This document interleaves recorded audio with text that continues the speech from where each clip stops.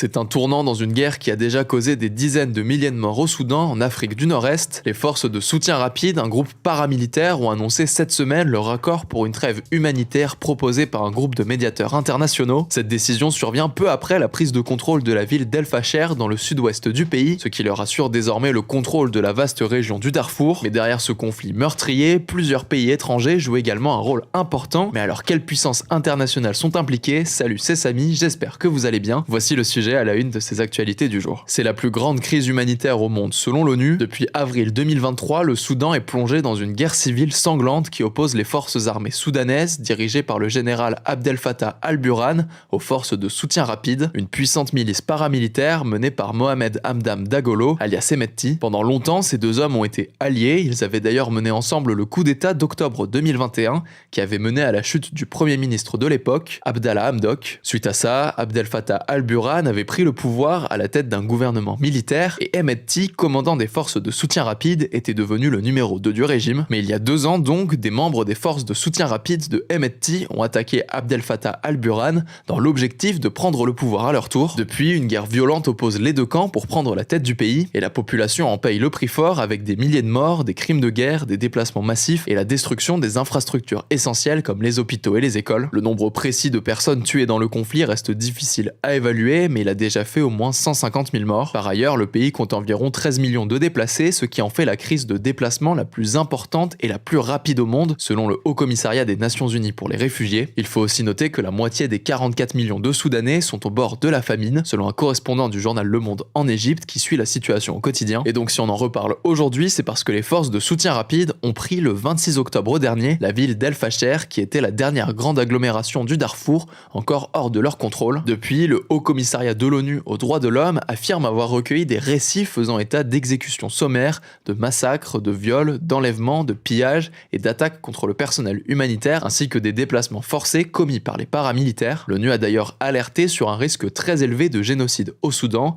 notamment dans les régions du Darfour et du Kordofan. Le 3 novembre, la Cour pénale internationale a averti que les exactions commises à El Fasher pourraient, je cite, constituer des crimes de guerre et des crimes contre l'humanité. Des images satellites récentes ont d'ailleurs révélé la présence de fosses communes à El Fasher, ce qui témoigne de l'ampleur des massacres commis dans la région. Maintenant qu'on a dit ça, il faut savoir que les paramilitaires ont annoncé ce jeudi un accord pour une proposition de trêve humanitaire portée par un groupe de médiateurs appelé le Quad et composé des États-Unis, des Émirats arabes unis, de l'Arabie saoudite et de l'Égypte. Et cette aide humanitaire, elle vise à permettre l'acheminement urgent d'aide et de protection des civils. Des explosions ont notamment retenti ce vendredi près de Khartoum, au lendemain de l'annonce par les paramilitaires de leur accord pour une trêve humanitaire. En tout cas, au-delà des rivalités internes, ce conflit est aussi devenu un terrain fertile pour des ingérences étrangères. Plusieurs puissances internationales aux motivations géopolitiques et économiques jouent un rôle direct ou indirect qui prolonge donc et alimente cette violence au sein du pays. Au premier rang, on trouve la Russie. Officiellement, le pays soutient la souveraineté du Soudan et s'oppose à toute intervention militaire étrangère, comme elle l'a montré en bloquant à l'ONU plusieurs résolutions appelant à un cessez-le-feu. Mais par l'intermédiaire du groupe paramilitaire Wagner, la Russie soutient militairement les forces de soutien rapide en leur fournissant des armes sophistiquées, notamment depuis des bases en Libye. Selon une enquête notamment menée par CNN, Wagner contrôle également des concessions minières dans le pays où l'exploitation illégale de l'or génère des milliards de dollars. Tout ça permet à la Russie de contourner les sanctions occidentales et d'étendre son influence géopolitique en Afrique de l'Est. Les Émirats arabes unis sont aussi un autre acteur clé. Très tôt dans la guerre, l'armée du général Abdel Fattah al-Burhan a accusé les Émirats arabes unis de fournir des armes et des mercenaires aux forces de soutien rapide, en passant par des pays voisins comme le Tchad, la Libye, le Kenya et la Somalie. Alors les Émirats démentent ces accusations, mais plusieurs enquêtes internationales basées sur des données publiques prouvent le contraire. Le soutien des Émirats arabes unis au FSR serait motivé notamment par l'or extrait dans la région du Darfour et contrôlé par cette milice. Cet or est ensuite exporté illégalement vers Dubaï, qui est un grand centre mondial de transformation de l'or. Résultat, depuis la prise violente d'El Fasher par les forces de soutien rapide, les Émirats sont de plus en plus critiqués, notamment sur les réseaux sociaux où des appels au boycott circulent. L'ambassadeur soudanais à l'ONU a par ailleurs demandé une pression internationale forte contre les Émirats arabes unis,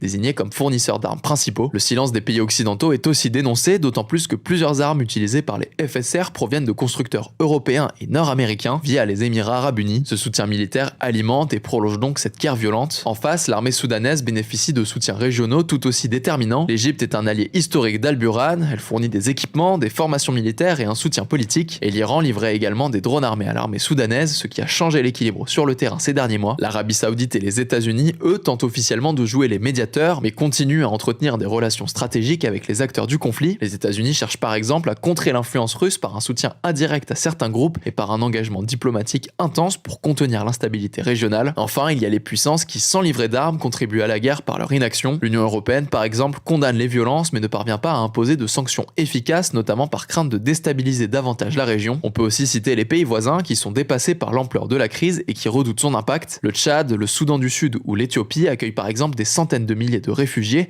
mais n'ont pas les moyens de faire plus. Résultat, la catastrophe humanitaire s'aggrave dans un silence quasi total. Si vous voulez en savoir plus, on vous met des liens en description et je vous laisse avec Brice pour les actualités en bref. Merci Samy et bonjour à tous. On reste à l'international avec cette info. La ville de Pokrovsk, dans l'est de l'Ukraine, serait sur le point de tomber aux mains de l'armée russe. Alors l'information a été démentie ce mercredi par l'état-major ukrainien pour qui, je cite, il n'y a aucun encerclement de nos unités et de nos divisions. Mais ce vendredi, le président ukrainien Volodymyr Zelensky a parlé d'une situation compliquée. Et la veille, ce jeudi, l'Institut américain pour l'étude de la guerre, un groupe de réflexion basé aux États-Unis qui fournit des analyses sur les questions de défense et d'affaires étrangères, a rapporté que les troupes russes augmentent leur présence dans la région de Pokrovsk. La ville de Pokrovsk se trouve à un carrefour logistique et ferroviaire, mais elle est totalement vidée de ses habitants et composée en grande partie de ruines. Sa prise par la Russie serait donc surtout symbolique. À noter également qu'une nouvelle attaque russe a visé des infrastructures énergétiques en Ukraine dans la nuit de vendredi à samedi. À Dnipro, dans l'Est, un drone a tué au moins une femme et des coupures de courant ont touché le pays. Deuxième info, le ministre de l'économie Roland Lescure a assuré ce samedi sur France Info qu'il serait sans merci contre la plateforme de e-commerce chinoise Shein. Pour le contexte, ce mercredi, le gouvernement avait engagé une procédure de suspension de la plateforme Shein en France sur demande du Premier ministre Sébastien Lecornu. Le gouvernement avait donné 48 heures à la plateforme pour retirer des produits interdits vendus sur son site. Par exemple, des poupées à caractère pédopornographique et des armes de catégorie A qui sont donc interdites au public sauf dérogation. Ça peut comprendre des fusils semi-automatiques ou encore des grenades. Shein a finalement enlevé de nombreux produits sur son site et supprimé l'accès à son marketplace où étaient commercialisés les produits de vendeurs tiers. La plateforme n'avait donc pas été suspendue. Mais le ministre de l'économie a notamment assuré ce samedi sur France Info que, je cite, les procédures se poursuivent à l'encontre de Shein et que l'arsenal continue de se déployer. Et enfin, on finit avec cette info, le généticien et biochimiste américain James Watson, l'homme qui a découvert la structure de l'ADN, est mort ce vendredi à l'âge de 97 ans. Il avait reçu le prix Nobel de médecine en 1962 avec 2 collègues pour avoir découvert que l'ADN possède 7 structures en forme de double hélice. Cette découverte avait révolutionné la médecine et permis de mieux comprendre le fonctionnement de l'ADN qui contient notamment nos marqueurs génétiques. James Watson avait par la suite eu des propos racistes, sexistes et eugénistes, donc le fait de vouloir améliorer l'espèce humaine par une sélection génétique, une vision datant du 19e siècle et prônée notamment par la politique nazie. À l'époque, ces propos l'avaient forcé à démissionner de son poste au Cold Spring Harbor Laboratory aux États-Unis et il avait été écarté de la communauté scientifique jusqu'à sa mort ce vendredi. Merci Brice, c'est tout pour ces actualités du jour. N'hésitez pas à vous abonner sur YouTube, Instagram ou encore TikTok. Prenez soin de vous et à la semaine prochaine.